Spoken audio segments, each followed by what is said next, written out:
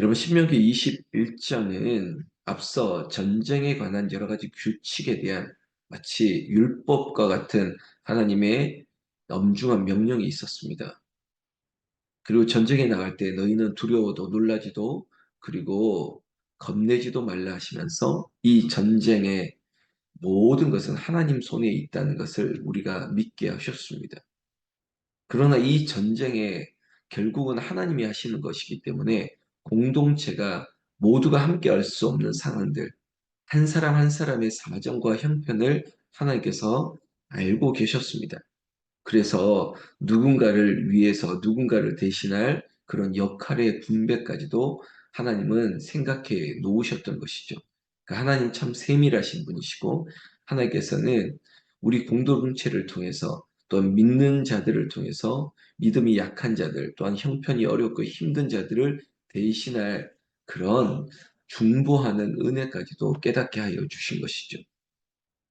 앞서 도피성도 그랬습니다. 도피성은 정말 자신의 의도와 상관없이 또한 그 우연이라고 할 수 있는 그런 뜻밖의 일들로 말미암아 어려운 상황에 놓여 있는 한 사람, 그 살인자를 예를 들었죠. 살인자가 재판을 받기까지는 그의 생명을 보존하는 그런 도피성 제도도 새 성읍을 두고 그리고 각 성읍의 사람들이 이 일로 인해서 어려움을 당할 것을 면하게 하는 제도적인 장치도 마련했습니다. 여러분, 결국 하나님은 사람에게 세밀하게 집중하고 계십니다. 그리고 그 사람들이 모여 있는 공동체를 염두에 두고 계신다는 것이죠.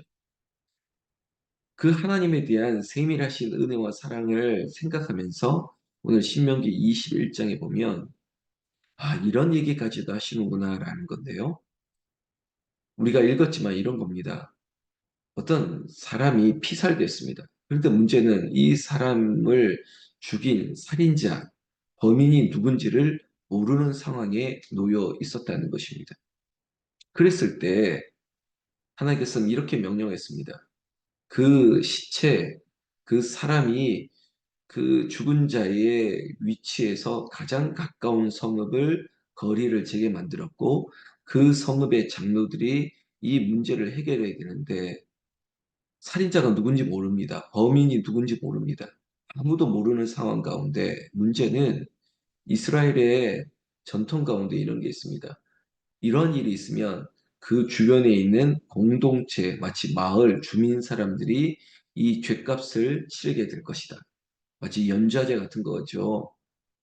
이 모든 그 죗값을 그 주변 사람들이 당할 것이기 때문에 그래서 오늘 성경에 보면 3절 그 피살된 곳에서 제일 가까운 성읍의 장로들이 이렇게 얘기하고 있습니다. 범인을 모르고 그리고 우리가 알 수 없는 일이지만 우리 마을에서 아니면 우리 지경에서 이런 일이 일어났던 이 죄의 값을 우리가 당할 수 있다라고 하는 그런 생각 때문에 이런 제도가 있었던 것입니다. 그러면 이 일을 어떻게 하면 좋겠습니까? 그게 바로 대속의 제물을 드려야만 되는 것이었습니다. 성경 말씀대로 한다면 암송아지를 하나를 취해서 깨끗한 골짜기로 가서 그의 목을 꺾고 피를 흘리는 것입니다. 그리고 이 피로 말미암아 이 제물로 말미암아 공동체의 죄는 없다는 것을 마치 손을 씻으면서 그렇게 처리하는 것이죠. 8절 말씀 보면 이러한 제도에 대한 이야기를 여호와여 주께서 속량하신 주의 백성 이스라엘을 사하시고 무죄한 피를 주의 백성 이스라엘 중에 머물러 두지 마옵소서 하면 그 피 흘린 죄가 사함을 받으리니 이거죠. 이 일로 인해서 이 죄값을 우리가 치르지 않게 해달라는 것입니다. 그러니까 이 암송아지의 대속의 피 흘림 죽음을 통해서 이 죄에 대해서 우리는 죄가 없다라고 하는 그런 의식을 치렀다는 것이죠. 그렇게 됐을 때 9절 너는 이와 같이 여호와께서 보시기에 정직한 일을 행하여 무죄한 죄자의 피 흘린 죄를 너희 중에서 제할지니라. 여러분 죄를 싹쓸 죄의 값을, 죄의 대가를 누군가가 무엇인가가 대신했다는 것입니다. 오늘 신명기 21장의 시작은 그랬지 않습니까? 이 죽은 자의 범인을, 살인자를 알 수 없는 상황이었습니다. 그러나 결과적으로는 죽은 자가 있었던 것입니다. 이 억울한 죄, 억울한 사람의 죄값을 누가 치르냐는 것이었죠. 자, 여러분, 오늘 이 구약의 신명기 말씀을 보지만 오늘 우리가 찬양했던 예수님은 누구신가? 예수님을 좀 묵상했으면 좋겠습니다. 예수님은 죄가 없으신 분이십니다. 하나님이시지만 그가 육신으로 이 땅에 오셔서 나와 우리의 죄를 대신 지셨습니다. 그러니까 예수님이 친히 이 암송아지와 같은 대속의 제물, 목이 꺾이시고 몸이 꺾이고 그리고 온 몸에서 피를 쏟으시면서 그 예수 그리스도의 피 흘림의 그 대속의 은혜가 우리에게 죄가 없다, 죄를 씻고 그리고 우리에게 있어서 영죽을 죄가가 영생하는 은혜로 다가왔다는 것이죠. 이게 얼마나 큰 은혜인 것입니다. 여러분 우리가 하루를 살더라도 매일을 살면서 이 속죄하신 구세주를 찬양하면서 나의 죄를 대속하신 우리 주 예수님의 은혜에 늘 감격하며 감사하며 살아가는 것이 우리의 삶의 전부가 되었으면 좋겠습니다. 하나님, 내 죄를 위하여 아무 죄가 없으신 예수님이 대신 죽으셨다는 것이에요. 여러분 그냥 절기상으로 고난주간이 지나고 부활주일이 지나면 끝났다는 게 아니에요. 나는 예수로 살고 예수로 죽습니다. 그리고 내가 예수의 흔적을 지니고 사는 거예요. 예수님 때문에 내가 이 죄에 대해서 자유함을 얻었습니다. 이 죄값을 치르지 않았습니다. 영죽을 죄인이 영생하는 하나님의 자녀로 살고 있다는 것이 얼마나 큰 은혜인지요. 오직 하나님의 은혜인 것입니다. 여러분 하나님 참 좋으신 분이시죠. 우리 주 예수님이 얼마나 좋으신 분이십니까? 여러분 이 무지한 이 죄를 모르는 이 은밀하고 모르는 죄에 대해서도 이렇게 깨끗함을 얻으려고 했던 이러한 노력에 대해서는 우리가 교훈을 받아야 될 것입니다. 여러분 하나님이 아십니다. 그러나 나도 알고 있지 않습니까? 그럼 이 죄를 어떻게 해결할 수 있을까? 주님, 우리 주 십자가 그 보혈의 은혜를 늘 생각하며 살아가는 것입니다. 여러분 그리고 오늘 21장 10절부터는 하나하나 사안에 대해서 얘기하는데요. 여러분 사로잡은 여자와 혼인하는 경우 이거 어떻게 하면 좋을까? 여러분 당시에 이 여성은 약자입니다. 그리고 소외받은 대상입니다. 심지어 사로잡은 여자에 대해서까지도 하나님은 살피고 있습니다. 여러분 이 자리에 있는 정순아 집사님, 최은영 집사님, 하정남 권사님, 박현미 사님 저 이렇게 개개인뿐만 아니라 아주 약한 자, 어린아이 하나까지도 그리고 당시에 가장 소외되고 가장 천하다고 할 수 있는 대상에 이르기까지 하나님의 사랑은 머물러 간다는 것 기억하십시오. 누가 이 사람들을 이렇게 세밀하게 챙길 수 있겠습니까? 그리고 이 포로에 대한 여인을 이런 인격까지도, 이런 인권까지도 이들의 삶의 모든 것까지도 마치 책임져 주고 있다는 것입니다. 여러분 이 여인, 사로잡힌 여인, 이 포로된 여인도 아내로 삼고자 하려면 이러이러한 것을 해야 된다. 그리고 18절에는 장자의 권리를 어떻게 행사해야 될 것인지 여러분 17절 보면 이런 구절이 있는데요. 꼭 좀 보고 지나가겠습니다. 반드시 그 미움을 받은 자의 아들을 장자로 인정하여 자기 소유에서 그에게는 두 몫을 줄 것이니 그는 자기의 기력의 그 시작이라 장자의 권리가 그에게 있습니다.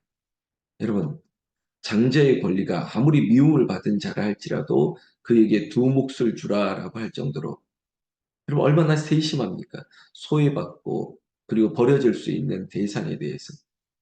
여러분 그래서 나 같은 죄인 살리신 주 은혜에 놀랍다는 것입니다. 나는 보잘것없는데 나는 아무것도 취할 수 없고 나는 다 잃어버릴 수 있는 인생이었지만 그러나 하나님께서 챙기신다는 거예요. 하나님께서 갚으시고 하나님께서 보장해 주신다는 거죠. 그러나 18절 말씀 보십시오.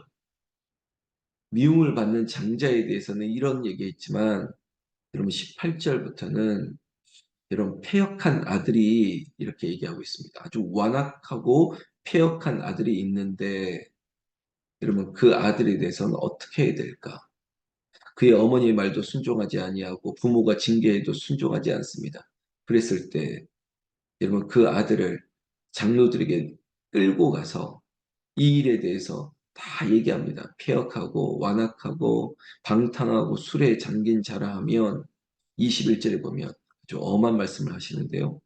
그 성읍의 모든 사람들이 그를 돌로 쳐 죽일지니 이같이 내가 너희 중에서 악을 제하라 그리하면 온 이스라엘이 듣고 두려워하리라. 여러분 공동체에게 교훈을 주고 있습니다. 여러분 너무하다 너무하다라고 보지 마시고 앞서 범위를 알 수 없는 그 시체에 대해서 죽은 자에 대해서 죗값을 공동체가 받지 않도록 대속의 제물 암송아지를 바쳤던 일들을 보았지 않습니까? 역시 마찬가지입니다. 공동체에게 교훈과 유익을 주는 거예요. 마치 하나의 상징, 효과를 주는 거예요. 여러분 우리가 십계명을 알고 있지 않습니까? 내 부모를 공경하라. 이것이 우리에게 있어서 가장 첫 번째 되는 계명입니다. 1번에서 4번까지는 하나님에게지만 다섯 번째부터 열 번째까지는 수평적인 인간들 사이에서 내 부모를 공경하라. 이것이 당연한 것이죠. 그러다 보니 이 공동체 속에서 부모에게 폐륜 아닙니까? 폐륜? 완악하고 폐역하고 방탕하고 술 취해 지내는 이 아들을 부모가 말해도 듣지 않았을 때 여러분 돌로 쳐 죽이라 그랬습니다. 이렇게까지요? 여러분 이건 하나의 예시입니다. 정말 거울 효과를 주는 거죠. 그 공동체에 하나의 큰 사인을 준다는 것입니다. 나는 이 자리에 있는 우리 한 사람 한 사람이 내 부모를 공경할 뿐만 아니라 여러분들의 자녀들이 부모를 공경하고 부모의 말씀에 순종하는 그런 자녀들과 그런 손주들로 이 믿음의 가문이 형성되기를 축복받기를 주의 이름으로 축원합니다. 지금 이 자리에 있는 뭐 한 분 한 분이 다 그런 분들이에요. 어머니에게 잘하고 형제 자매 당신의 자녀들이 또 믿음으로 이렇게 커가는 것을 볼 수 있습니다. 우리 하이벤 피축 공동체의 아드님들, 따님들, 그 형제들 보면 얼마나 귀한지 모릅니다. 부모 말씀을 순종하더라고요. 어머니 말씀을 순종하는 거죠. 아이들도 마찬가지예요. 엄마가 딱 얘기하면 따라오는 거예요. 이게 얼마나 복을 받는 건데요. 보십시오. 순종하지 않는 자녀들을 돌로 쳐 죽일지니 내가 너희 중에서 악을 제하라. 그리하면 온 이스라엘이 듣고 두려워하리라. 이런 부모를 순종하지 않는 게 죄라는 거예요. 그리고 나서 22절부터 23절까지 오늘 말씀에 보면 그 사람이 만일 죽을 죄를 범함으로 내가 그를 죽여 나무에 달거든 죽을 죄에 대한 죄가가 나무에 다는 그런 일이 있었습니다. 그러나 그 시체를 밤새도록 두지 말라는 거예요. 왜일까요? 그의 가족들이나 그의 주변 사람들, 그를 아는 주변 사람들의 마음도 헤아리는 것입니다. 이 나무 위에 매단다는 것은 저주거든요. 하나님께서는 세밀하신다고 얘기하고 있습니다. 범인을 모르는 죄값에 대해서 공동체에 해가 될까봐 그리고 포로된 여인에 대해서도 그리고 미움을 받는 장자에 대한 권리도 챙겨주시고 그리고 불량한 아들 폐륜과 같은 자식에 대해서 공동체에 큰 일침을 남기고 그 부모를 지켜주시는 일들까지 심지어 죄값을 치르는 그 저주의 나무에 달린 그 사람 그 죄값을 그의 자손들이나 그의 가족들이나 주변 사람들에게 큰 해가 될까봐 여러분 밤새도록 두지 말라라고 하는 것 자체가 주변 사람들 그 가족들에 대한 배려 아니겠습니까? 여러분 하나님은 세밀하신 분이십니다. 하나님은 나 같은 자도 살펴주십니다. 억울한 일이 없도록 김 목사가 무죄한 피를 흘리지 않도록 억울한 일을 당하지 않도록 하나님께서 반드시 살펴주신다는 거예요. 그래서 잠잠히 하나님이 하실 일을 믿고 기다리는 거예요. 여러분, 기다리는 사람이 가장 무서운 사람이라고 합니다. 제가 어제 다른 목사님의 설교를 들으면서, 그래, 기다릴 줄 아는 것, 하나님이 하실 일을 기다릴 줄 아는 것, 잠잠히 믿음으로 믿고 기다리는 자가 가장 무서운 사람입니다. 여러분, 우리가 믿음으로 세상이 우리를 두려워하게 만듭시다. 믿음으로 잠잠히 기다립시다. 우리의 믿음의 근거는 예수 그리스도예요. 대속의 피를 흘리신 속죄하신 구세주.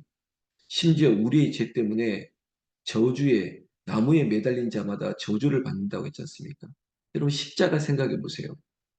하나님의 아들 예수 그리스도가 무슨 죄가 있다고 이 저주의 나무 십자가에 매달려야 됩니까? 그만큼 우리를 사랑하신 것. 우리 죄가를 위해서 대속의 피를 흘리신 그 구세주의 그 십자가의 사랑을 오늘도 새깁시다. 연희동이 아름답죠. 벚꽃이 화려하게 피죠. 그러나 여러분, 화려할수록 지는 것입니다. 그러나 우리의 예수님은 영원하십니다. 단번에 피 흘리심으로 말미암아 우리가 죄 사함을 얻었습니다. 그 은혜에 우리는 눈부시게 그 십자가를 바라보면서 그 십자가의 은혜가 오늘도 우리의 삶에 구석구석 임하기를 우리가 기도함으로 말미암아 이 기도가 열매가 되고 응답이 되고 모든 것이 하나님의 축복이 되기를 나는 우리 주 예수님의 이름으로 축원합니다. 기도하겠습니다.